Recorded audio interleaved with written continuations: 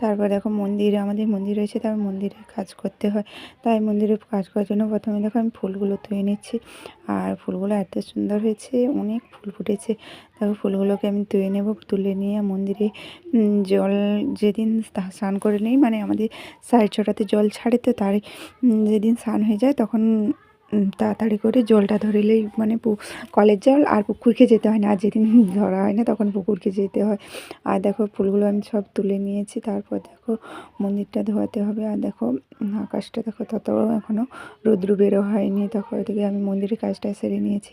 মন্দিরের কাজ সারা হয়ে গেলে আমি আমাদের উপরেও রয়েছে ঠাকুর, উপরে মানে ঠাকুর রয়েছে শিব ঠাকুর আর ভোলে বাবা, এখানে পুজো দিতে হয়।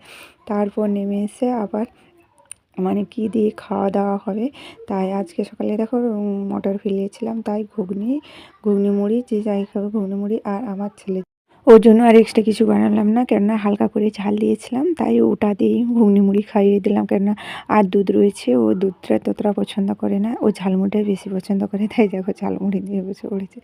আর দেখো এদিকে খাওয়া দাওয়া হয়ে গেলে আমাদের গরু রয়েছে, আবার গরুর কিছু কাজ থাকে।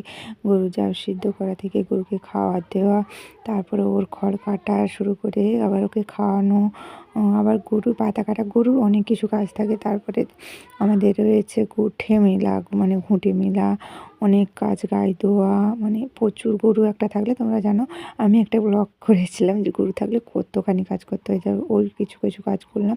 তারপর আবার দুষ্টু খেলো, খেয়ে না, কি বদমাশি করে, খাওয়ার সময় হলে না প্রচণ্ড বদমাশি করে, এক ফোঁটা খাবে না, প্রচুর দুষ্টু।